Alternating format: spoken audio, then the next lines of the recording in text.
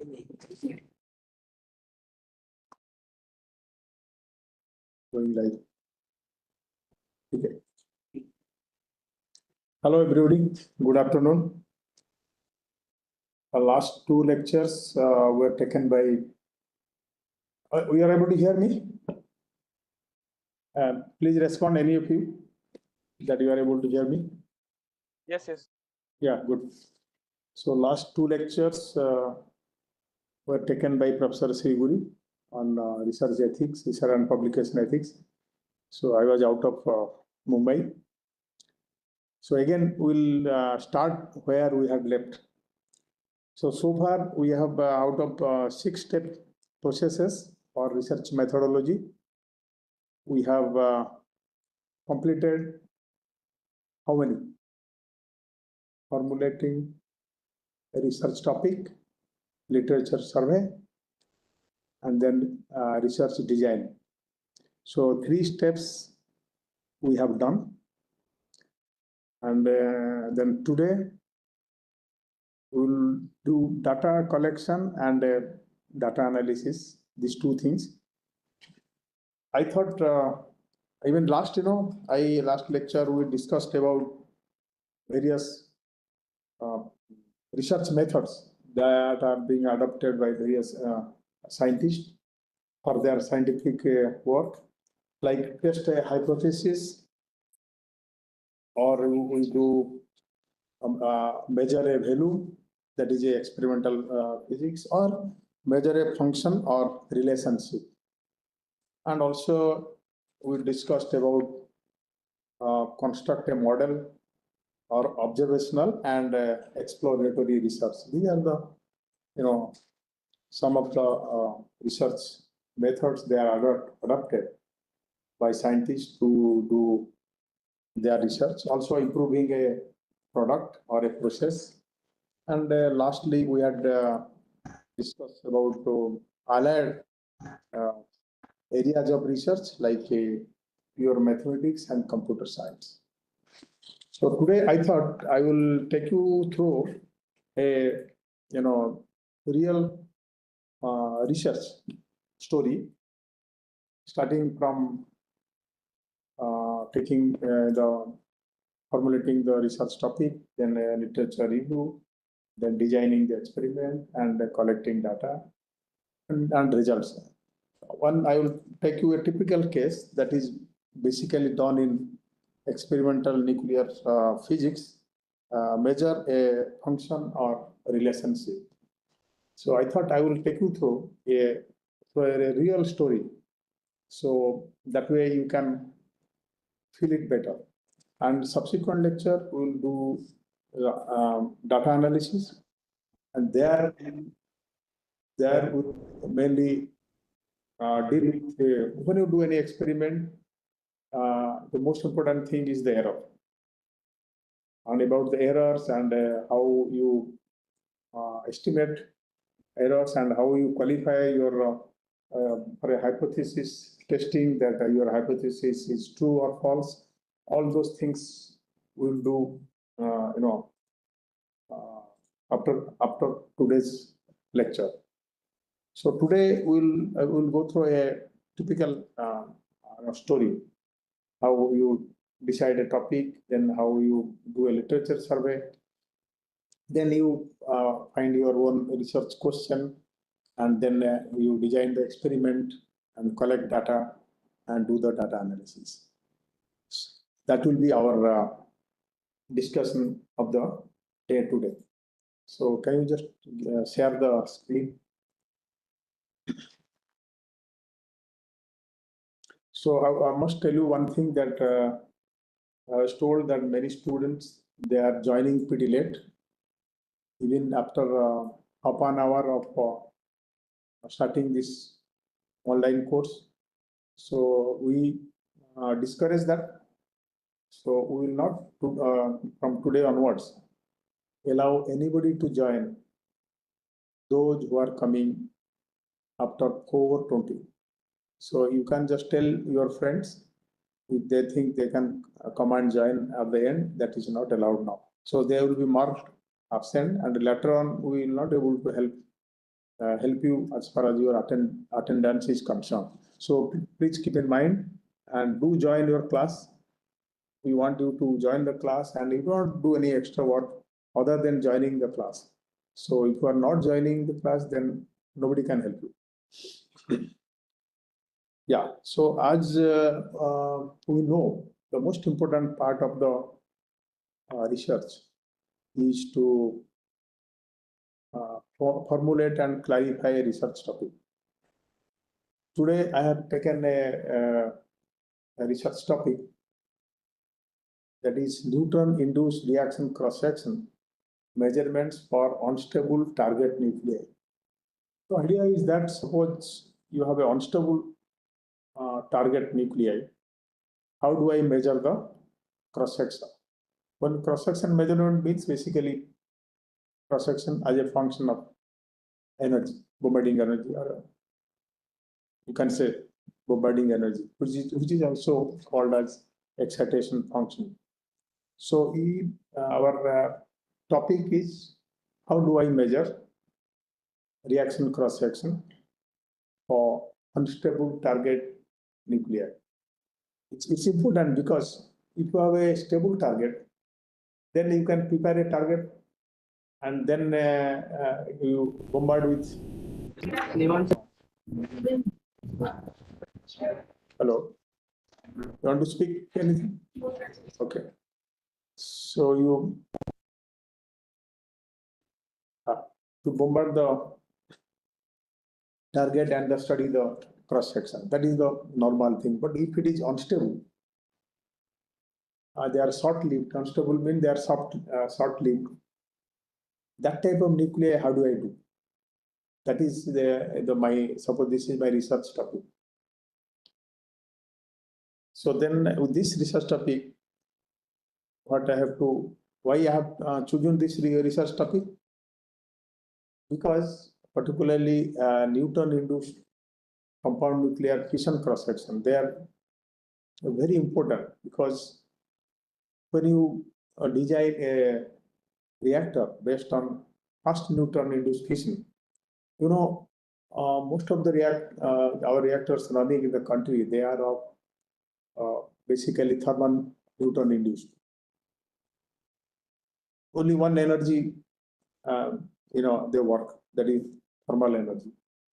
But if you want to design a reactor based on fast neutron-induced fission, then you need to know the cross-section for that fuel material or as a function of energy.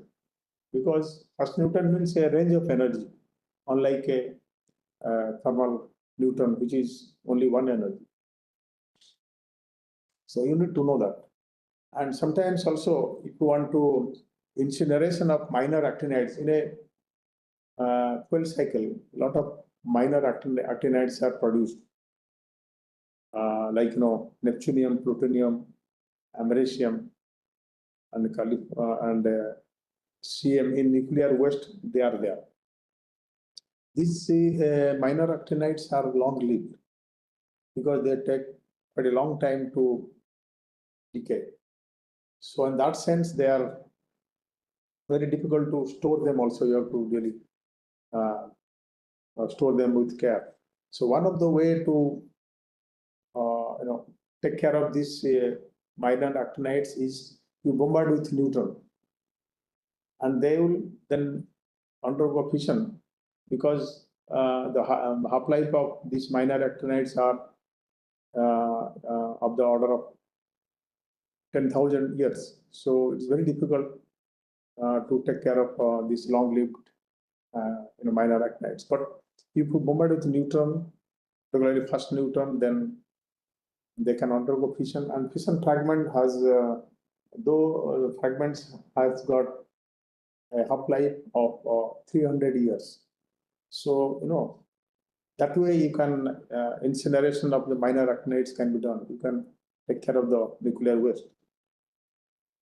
Other than that, neutron-induced cross-sections are also very important for fusion reactors, because in a fusion reactor, your reaction is a DT reaction where 14 MeV neutron is produced. And those neutrons, when they interact with the wall of the reactor, that is what is we call as structural material, they can transmute those structural material. Basically, structural materials are consisting of iron, copper, nickel, manganese, zinc, something like that. So when this neutron interact, they can transmute. Means they will change one nuclei to some other nuclei. So the reaction like NP, N alpha, NT. But it means that when neutron will bombard, a proton will come out. Similarly, when a neutron will hit a nucleus, then alpha will come out, or deuteron will come out, or tritium will come out. It's interesting to note that the product of all these reactions are gases, like proton, alpha, tritium, deuteron, they're all gas. So because of continuous bombardment of 14 MeV neutron on the structural material, it can really some sort of evaporate your wall, because these are gas products, so they will find their way and come out. So that way your structural material will get damaged. So this is very important. You must to know the cross section of all possible isotopes they are present in the structural material, because start with you will have always stable nuclei in the wall in the structural material, but due to continuous bombardment of neutron, they will transmute to some unstable nuclei. And really to estimate the lifetime of a reactor, you need to do a with the calculation with putting proper cross section value, so that you can estimate your lifespan of a reactor. You see, physics is very important in any technology development. Your success of your technology will strongly depend on how correct is your inputs, physics input.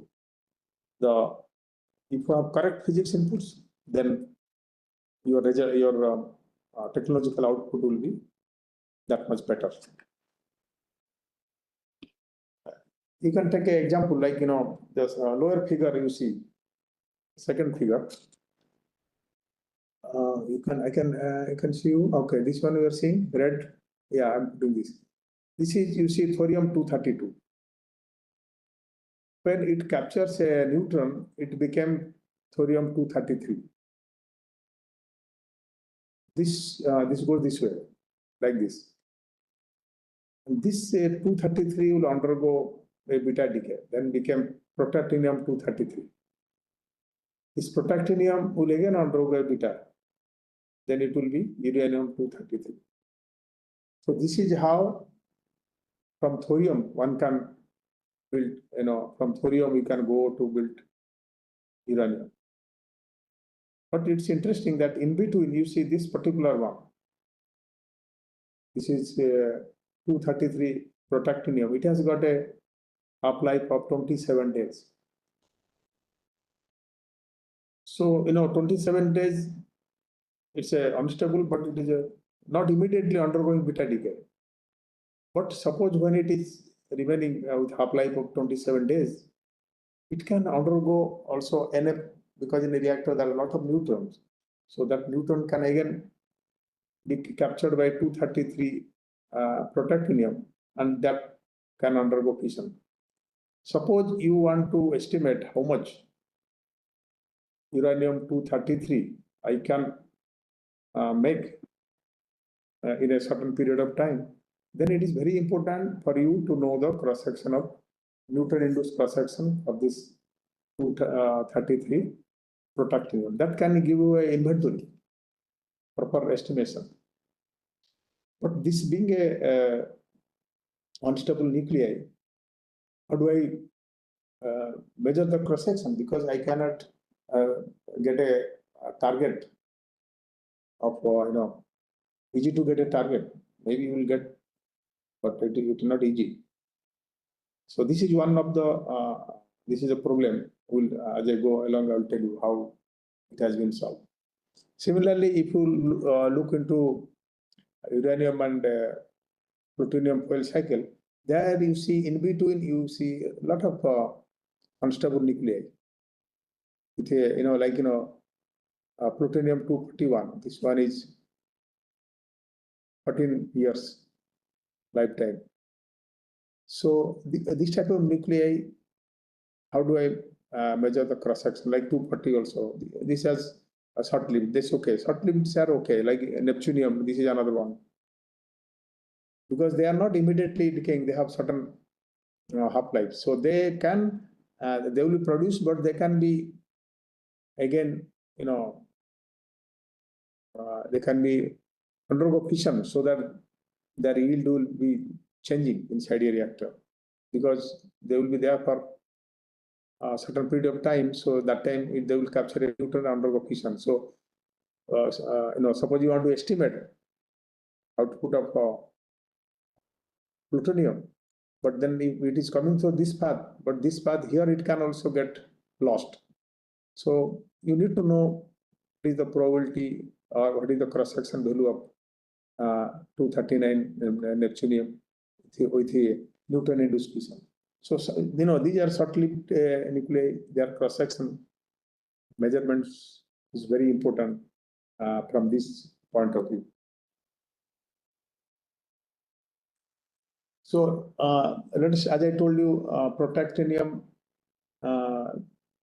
233 NF, because this is a very important nuclei and its cross-section, the neutron-induced cross-section data is very important when you go for first neutron, because thorium, is in a first reactor you can use.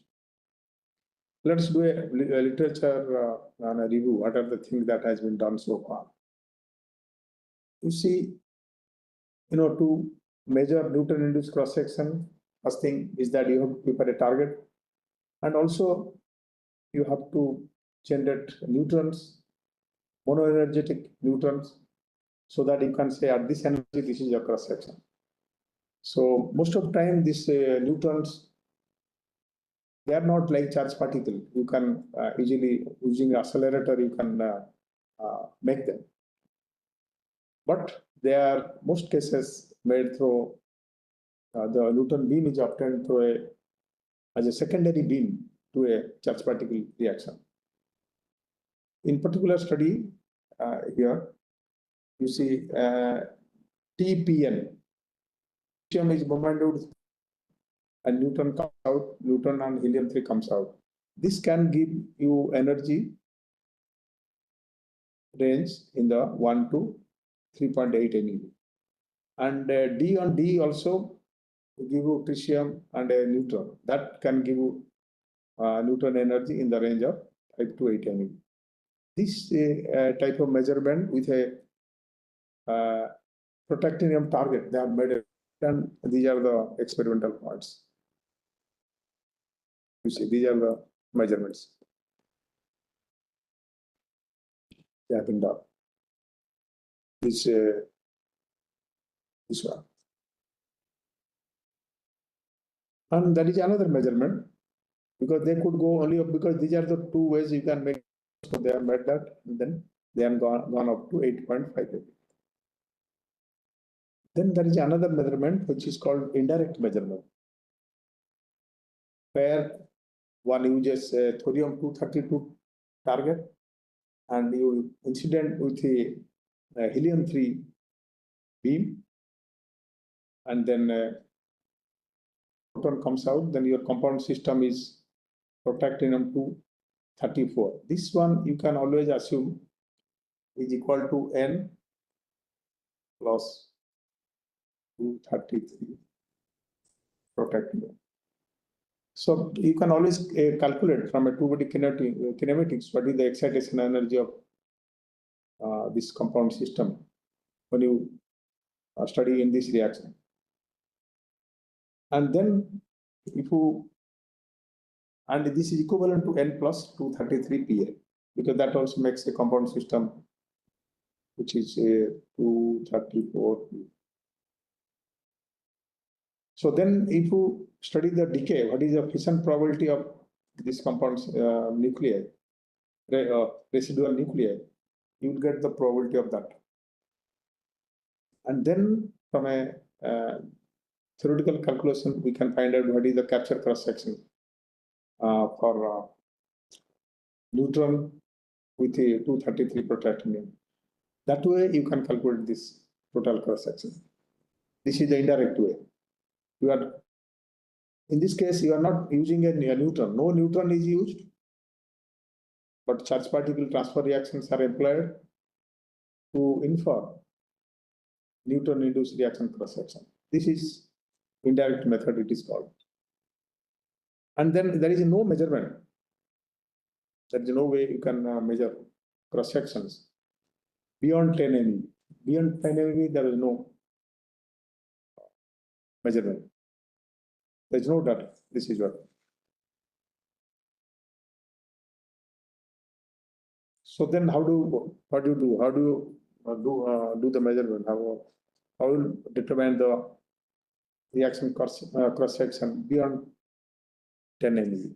That was the problem. So as I told earlier, only way you can do is by indirect method, like the one I showed you, using helium that has been done up to 10 MeV. And because of there are two difficulties, being the target is short-lived, it is difficult to produce a target, to make a target. And also, how do you get a monoenergetic neutron beam? That also not possible. So in this scenario, the only option is if you can devise some indirect method, then there is a possibility of making possibility of measuring the cross section. So let me little bit tell you what is this indirect method. It is also, it is for a compound nucleus reaction. This indirect method is also called surrogate reaction method. Suppose you have a desired reaction, you want to study reaction cross section for A, small a plus A, that is going to B.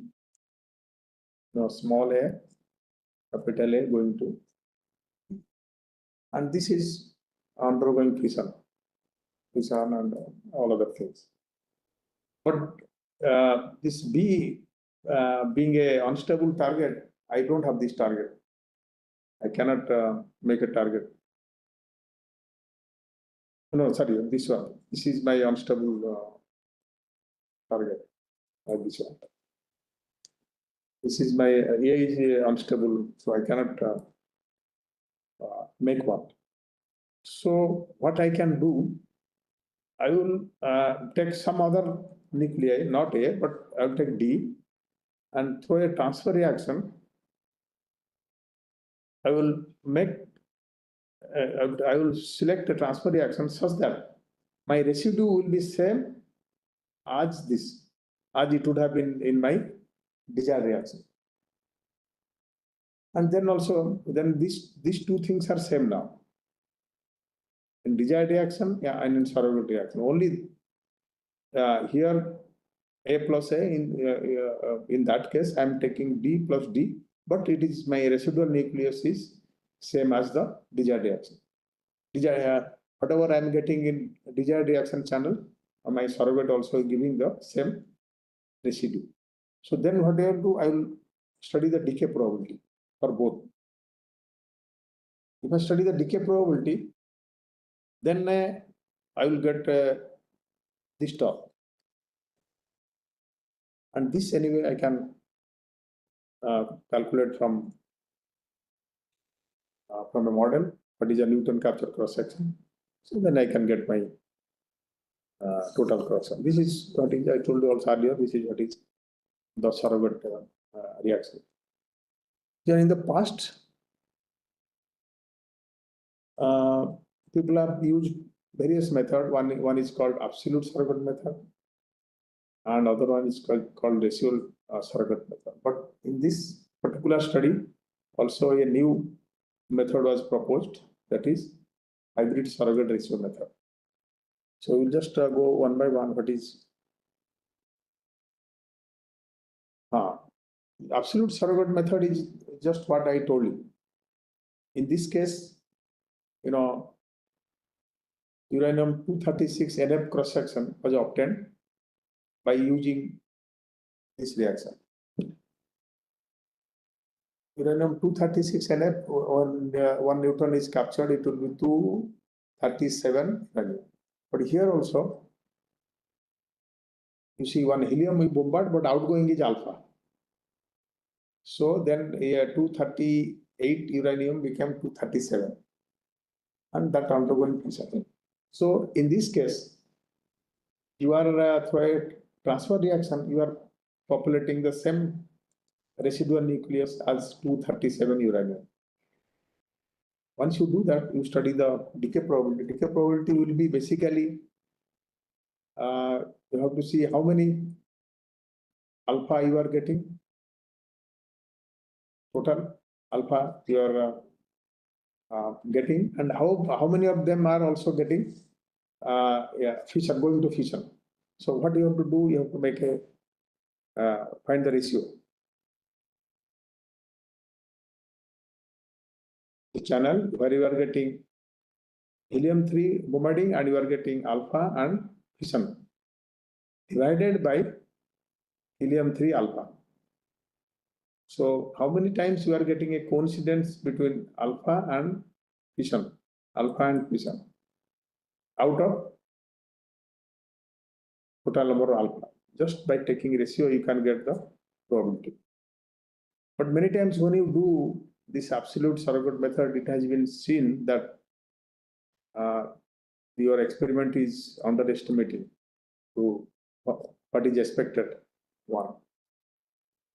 So this has been attributed to uncertainty in your determination of alpha. Alpha maybe is coming from other channel also, because in a detector you are just measuring alpha.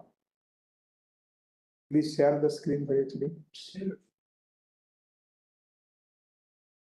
I think it is shared, no? Screen is shared. Why they are getting? It's not shared.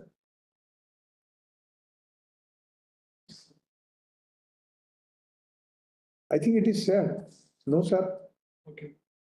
No, it's visible.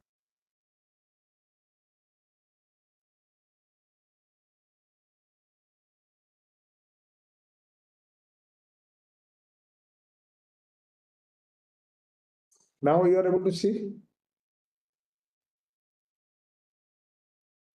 Yes. Hello? Yeah, okay. So just now you missed or since beginning?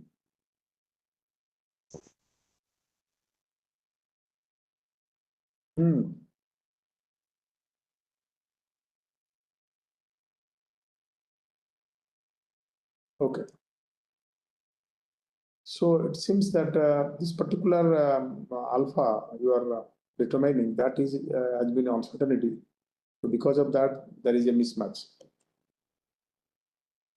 So then subsequently, to overcome this difficulty, next. Yeah. A new method that was proposed, but is called the surrogate ratio method. In this method, if you measure the reaction cross-section of two systems at similar excitation energy, Cx is same. Right? He's telling still we are not able to cover it. When you change it is not changing again.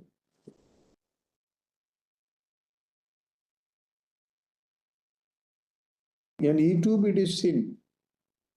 So just check whether you have some problem over your end. It looks so YouTube it is going fine.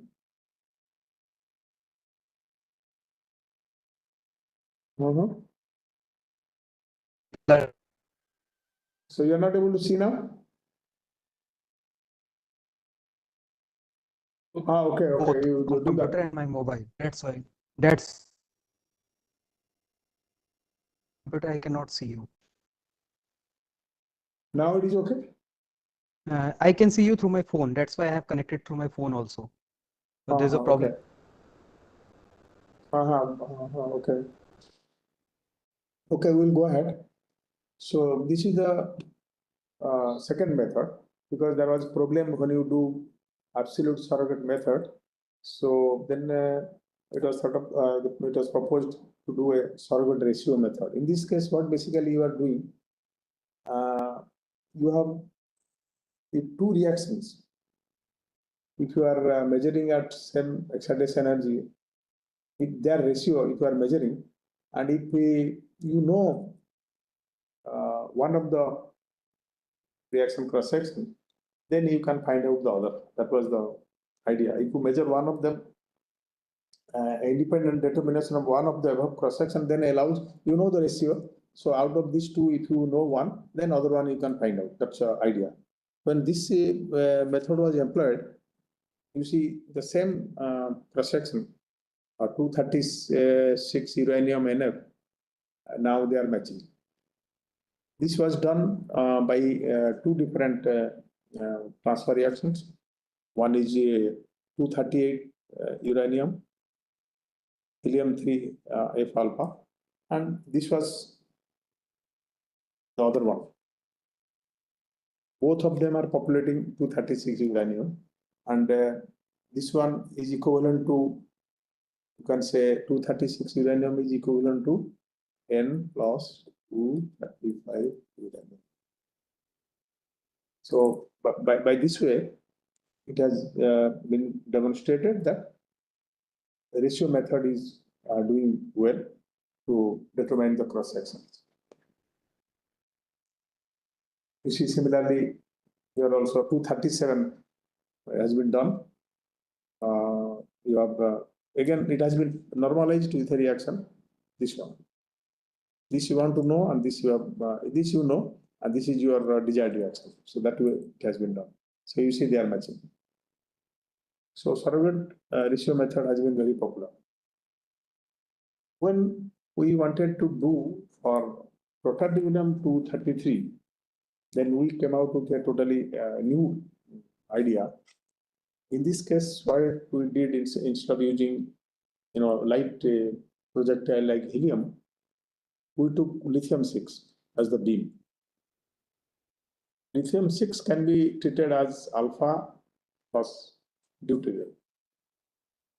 And if deuterium is getting transferred to thorium 232, so you get a residual system. What is this one?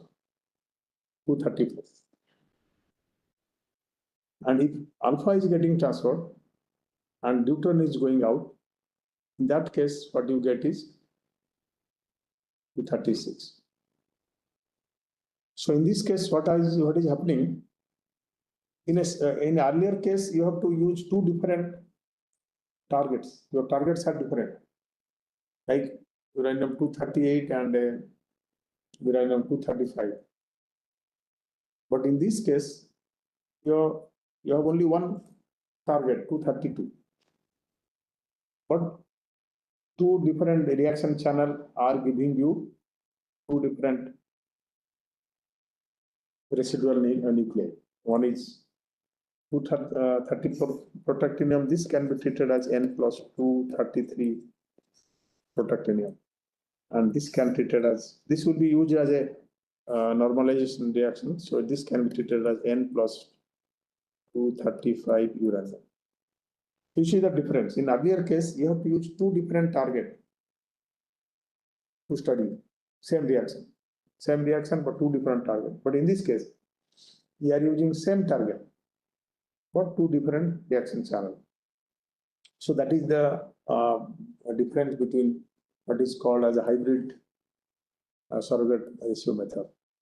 In this case, you drastically reduce the errors because same target, same beam current. So all those things, when you take ratio, they get automatically cancelled. So your your errors are getting cancelled. Okay, let us see then. And it's interesting, in a surrogate ratio method, you have to measure two different compound nuclear cross-section at similar excitation energy. That was the point. Then we have to see in these two different reaction channels whether we are able to populate similar excitation energy or not. That is very important. But interestingly, you would see thorium, when deuterium is getting transferred and you are populating 230 for protactinium, your Q value is 6.7 positive. But in other case, when alpha is getting transferred and you are populating 236 uranium or thorium, your Q value is negative. That means suppose I take 36 MeV lithium. When deuterium is getting transferred, that means I will get one third of this energy will go roughly, because lithium is 6 and deuterium is 2. So one third is 12 MeV. 12 MeV will go as the excitation energy. But this being a positive 6.769, so roughly you will get 18 MeV excitation energy for this reaction. Similarly, if you go here where alpha is getting transferred and deuterium is coming out, in that case, your out of 36 MeV, 2/3 would go. So that is 36, 2/3 will be 24 MeV. But this is a negative Q value reaction, -6 MeV, so -6. So again, you are reaching 18 MeV.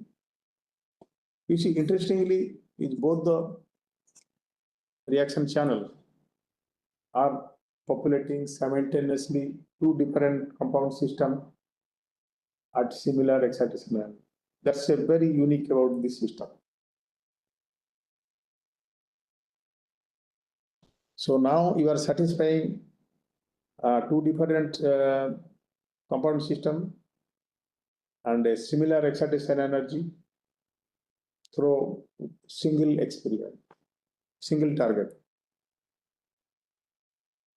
Similarly, also, if one can see, if you use lithium-7, they are also like this. One is positive, one is negative. You can always match this. You select your energy such a way that both the channel, suppose 235 protonium and 236 uranium, they will populate at similar excitation energy. This is only possible for this lithium-6-7 reaction, only those beams.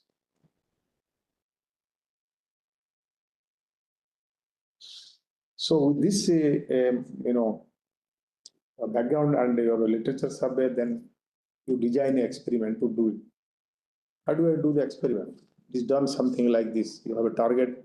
This is thorium target, and your beam is 38 MeV in this case. This is beam is lithium-6 beam. This bombards this target. This is a thorium target. And you have to do two things. You have to identify your transfer products.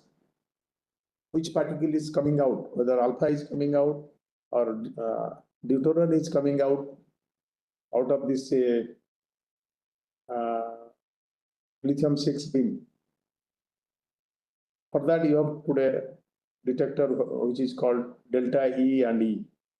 If you have two detector, one thin detector followed by a thick detector, and when particle passes through it, by measuring energy deposited on this and this delta E and E, you can identify the particle, whether it is alpha or you have to just plot, suppose E residue on this axis and delta E on this axis.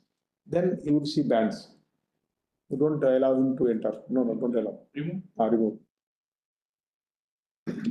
So then you can identify particle. You will see how it is done. So using this detector, you will identify your outgoing transfer products, whether it is neutron or alpha. And then you have to also measure whether this particular, whenever you identify particle, whether the residual system for that outgoing particle is undergoing fission or not. Then you put a detector here. This is your fission large area detector, so that you cover a larger solid angle. So what you have to do, you have to measure, you have to make a study of how many particles coming here, and then how many of them are coming in coincident between this and this. These two things you have to identify. How many are coming on this, and how many are out of this are making a coincidence between these two detectors. They are coming simultaneously, a fission product here and a charged particle here. To do this, this is the detector for the fission detector. There was a large area detector. This was basically this one. And here you can see that this one is the big detector. This is for fission, and these two are, these two signals going. One of them is thin detector and followed by a thick detector. This is what is called the delta E detector, because by that way you can identify the particles, which particle is going out. Yes. So this is what you are now able to identify the particle, outgoing particle. This is alpha, and this is deuteron. These are the two of your interest. And once you identify so alpha and deuteron, then you know how many particles are getting transferred. And the next part is that out of so many alpha, how many are making the residual system to undergo fission. That coincidence is obtained by this. This is fission, and this is timing for charged particle. The charged particle has come, and fission has occurred. For particular band, like whether for alpha or deuteron band, you put identify, and then you see this. Out of that, how many are giving me fission fragment? Once you do that, then this is a typical fission fragment spectrum. The spectrum is fission, and this is also fission. On that detector, you can see some signal like this.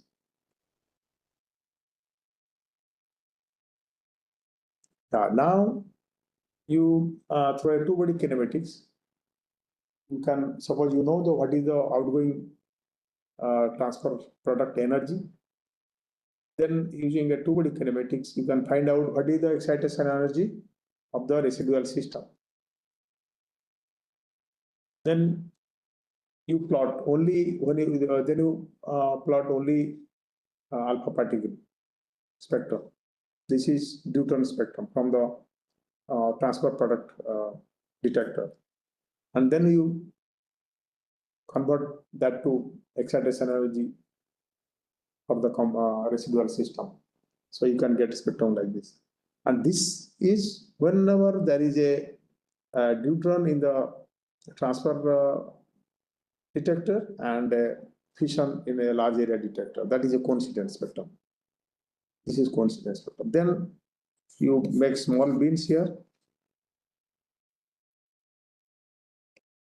Similarly here. And this area under this and corresponding area under the same excitation energy area here.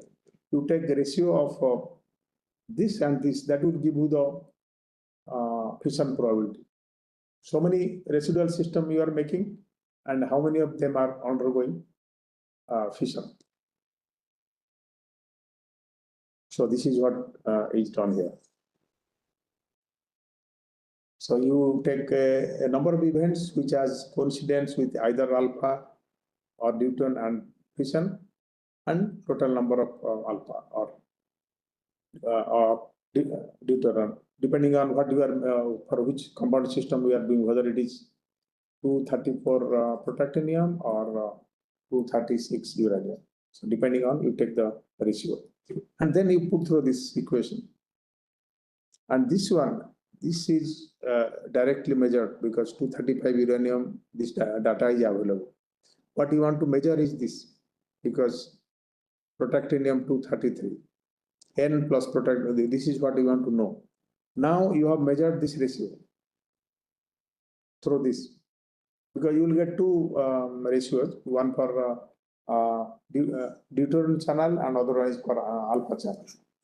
Once you have two things, you will get two values here. There is one is for this, one of this. And these two, you can capture cross section is very easily, it can be calculated from a model. So this you know, this you know, this ratio you know, and this you know. So this you can find out.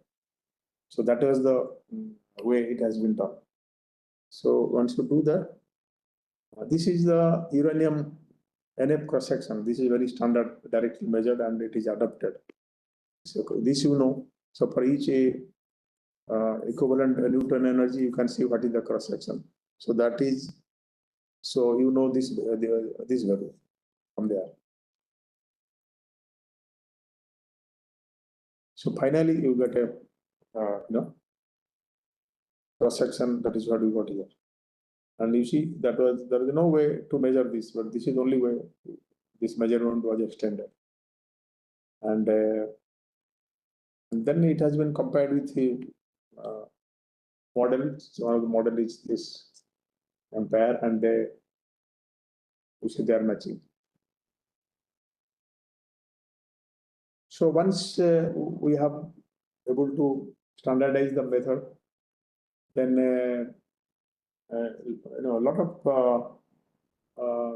of system this cross section has been measured, because we had two targets. One is 232 uranium and 238 uranium and 232 thorium, and we have two beams, that is 6 lithium and 7 lithium. So you can make all permutation and combination, all possible combination, and carry out measurement for various systems. So that has been done. This is for 234 protactinium. In that case, you are using same thorium target, but using lithium 7 beam instead of lithium 6. So that's only difference. So you know very nicely. There was no data available for this protactinium 234. So that could be done because of once we standardize this method, then we adopted this. So there are a lot of systems that neptunium 239 I showed you on the uranium and plutonium fuel cycle. You see, this is done with uranium 238 target. We have two targets. One is thorium and uranium, and beam lithium 6 and lithium 7. So this is 238. So you could do 239 neptunium. 240 neptunium. There was no measurement, no data available, because they are unstable, no target, nobody can make, but by this surrogate method. So we could do. You see, again, you are using lithium 238, lithium 6, and lithium 7. So lithium 7 is the other one. So we could do.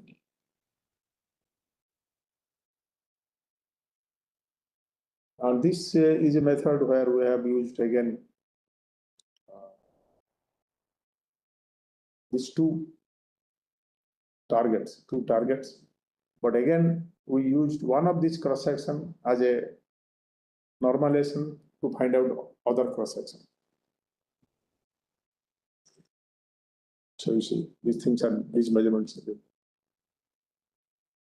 So once you establish the technique, you can do many things. This is how you do the research, and many people have done their PhDs. This is also another measurement.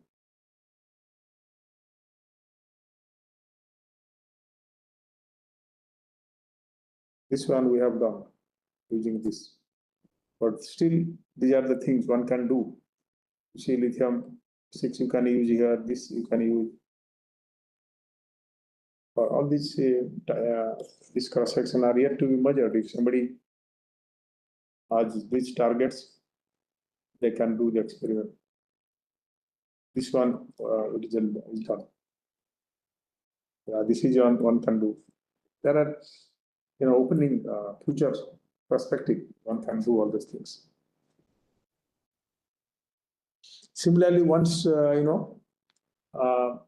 the surrogate method was successful for Newton-induced fission, then it was very natural to take it to other reactions, like I told you, fusion reactor structural material. There also you produce many unstable nuclei for which cross-section is not available at all. Like, structural material is mainly consisting of this cobalt, iron 56, cobalt 59, and they throw end-to-end reaction, they will feed here. Even nickel 58, NL reaction, it will feed here. Even iron 54, by N gamma reaction, it can go here. So this is one of the nuclei that is produced by transmutation in a structural material, and its half-life is 2.73 years. So there is no measurement for cross-section. And then this technique was applied. You see, when you have a new technique, you can always take it to other domain, because you can use that. So then we thought, why not to take it to for the measurement of NP reaction or NXP reaction in general. So that is what is done. You see, we first did for this 255 NP cross-section measurement. There was no data. So this is done. You have a chromium target and scandium target. So this you populate iron 56, which can be treated as Newton plus 55 iron. That is what your desired reaction. And you take a normalization reaction. 47 titanium, that is this cross section is known. Once you know this, then same ratio method you use and you can find out the cross section. Similarly, in this case also, you want to measure NP. So you have to use a detector to measure proton, outgoing evaporated proton. And this is again transfer reaction, delta E, to identify the outgoing particles. The same, you have, this is alpha, and this is neutron.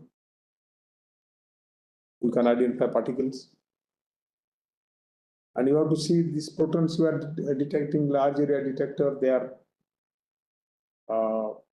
evaporation. Then, proton spectrum has been compared here with a phase 4. Phase 4 is a evaporation code.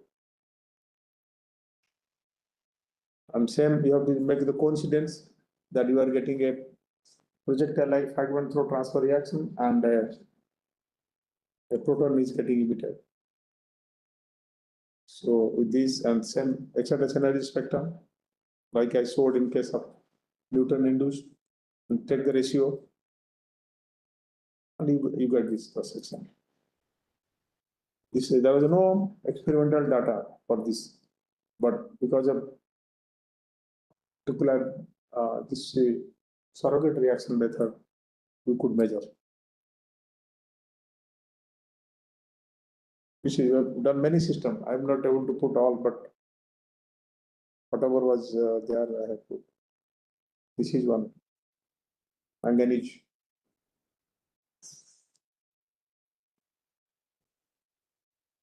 So I think we are getting, sorry. So that was, I just wanted to tell you that through a real research, how do a literature survey, and then I'll stop here because we don't have time. So I had some more things also, but you can go to end. So my idea was to take you through a real experiment and how experiment is designed. A particular type of experiment basically measure a function or a relationship. Basically, you are trying to find out cross-section as a function of Bohmetic energy or equivalent Newton energy, and then you are comparing with model predictions. So today's really idea was that to take you through a real experiment and show you how we get result. And maybe next lecture will focus on data analysis. So what are the things one has to learn to do a proper data analysis of your experiment, the type of analysis we do, depending on the type of experiment we are doing. All those detail we'll look into. Okay, thank you. So anybody has any question from today's lecture, free to ask. So we'll answer that.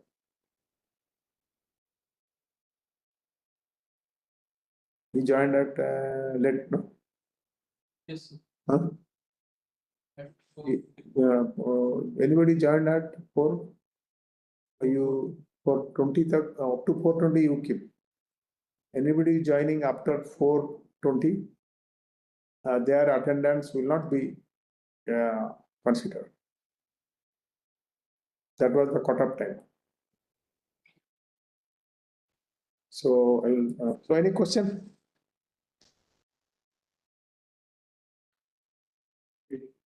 Ajikar, what will do? Hey, Ajikar, any school? Message. Message. Okay. So any question? You guys are not asking question, which is not a good thing. Because after one lecture, I will give one more lecture, then I will take a break. I have some assignment. I will be out of Mumbai. So then we have third speaker, Professor Ganguly. He will be speaking on IPR related subjects. And after he finishes, then again I will come back, and then also Professor Siliguri. So, people are why you are not asking any question. Particularly, Professor Ganguly will be asking you after every 10 minutes of his lecture to ask questions. Otherwise, you will get very upset. So, any question on today's lecture? If you are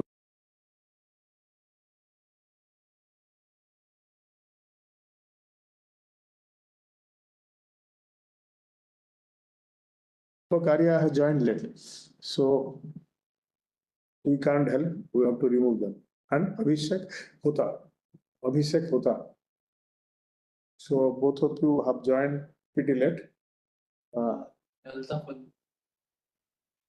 Altaf Ali.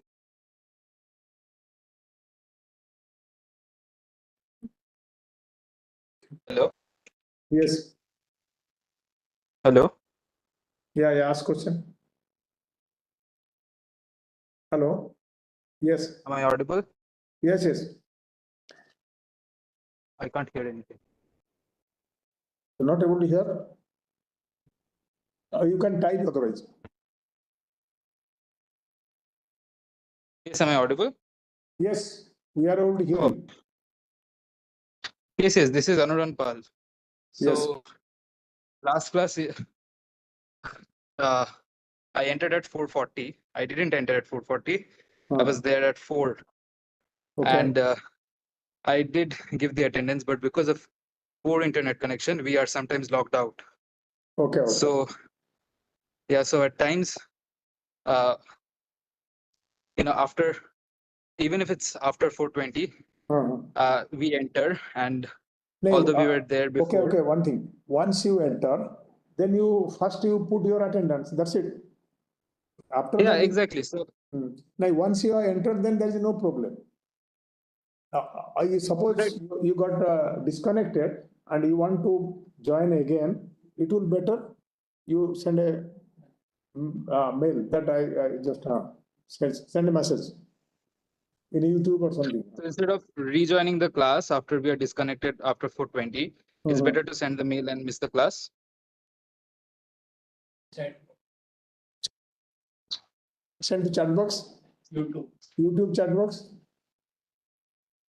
All right, send the text on YouTube chat box and Otherwise, then enter. why it was not for us to do this, but what we are finding, even Professor Siliguri told me that many people are joining towards the end of the class, which is not right. So we to discourage that we are doing this. And I understand sometimes now you get disconnected, then again you connect. we have to allow everybody, but then people should not take advantage of the situation.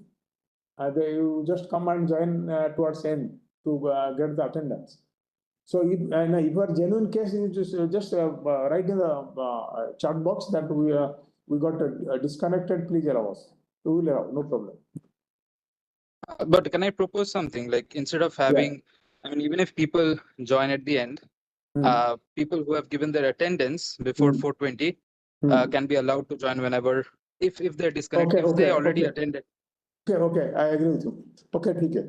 So if your attendance is already there, you will be allowed to, everybody will be allowed to rejoin at any time, but attendance will be only taken up to 4:20. Fine? Right. Okay, no problem. Okay, we agree with you. That's good. All right, thanks a lot.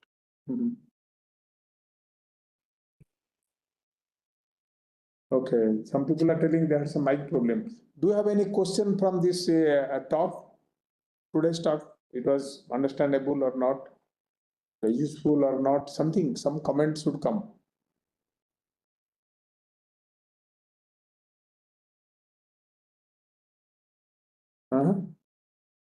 Network issues at workplace, was not able to mark the attendance.